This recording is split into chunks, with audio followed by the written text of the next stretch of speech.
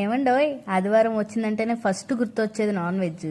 ఈ వారం non veg తినకుండా ఆగుదామన్నా ఈ ఇంట్లో నుంచి ఆ ఇంట్లో నుంచి స్మెల్స్ గుమాయిస్తుంటే సర్లే ఆ స్మెల్స్ చూస్తూ మనం ఎక్కడ భరిస్తామని ప్రస్తుతం చికెన్ మీద వస్తున్న న్యూస్ని అమ్మ బాబోయ్ రిస్క్ ఎందుకులే అని ఫిష్ తెప్పించిన ఫిష్ని కర్రీ చేద్దామా ఫ్రై చేద్దామని ఆలోచిస్తుండగా పప్పుచారు చేసుకుని ఫ్రై చేసుకుందామని తట్టింది. వెంటనే మిక్సీ జార్లో 2 స్పూన్ల ధనియాలు, 1 స్పూన్ జీలకర్ర, 1/2 స్పూన్ మిరియాల పొడి వేసి మిక్సీ వేయాలి.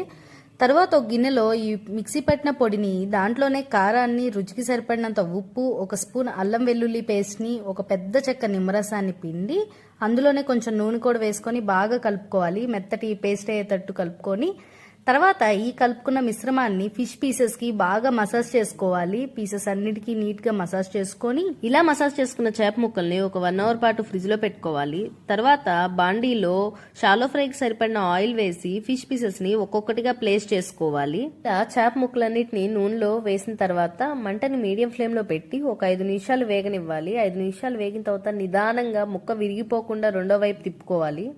ఇలా ముక్కలన్నీ రెండో వైపు తిప్పుకున్న తర్వాత ఇంకొక 5 నిమిషాలు వేగనిస్తే చూడండి ఇట్లా మంచి గోల్డెన్ బ్రౌన్ కలర్ వస్తుంది. ఇప్పుడు ఈ ఫిష్ పీసెస్ మీద కొంచెం కరివేపాకు రెమ్మలు వేసుకోవాలి. మంచి ఫ్లేవర్ ఎన్హాన్స్ అవుతుంది వేయటం వల్ల. అలాగే ఇంకా కొంచెంసేపు వేగనిస్తే మంచి కలర్ ఇలా వస్తుంది. ఇలా వస్తే మన ఫిష్ రెడీ అయిపోయినట్టే. ఇట్లానే కొంచెంసేపు వేగనిచ్చి తర్వాత ఆయిల్ లేకుండా ఈ పీసెస్ని ఒక్కొక్కటిగా మనం సపరేట్ చేసి ప్లేట్లోకి తీసుకోవాలి. మనకి మిగిలిన ఫిష్ పీసెస్ని కూడా సేమ్ ఇలాగే ఫ్రై చేసేసుకొని అన్నీ ఒక ప్లేట్లోకి సర్వ్ చేసుకోవాలి. అంతే అండి, మనకి సింపుల్గా ఈజీగా టేస్టీగా ఉండే మన ఫిష్ ఫ్రై రెడీ అయిపోయింది. పైన కొంచెం కొత్తిమీర వేసుకొని సర్వ్ చేసుకుంటే ఆహా అద్భుతమే. వీడియో నచ్చితే లైక్ చేయండి, సబ్స్క్రైబ్ చేయండి. Bye bye.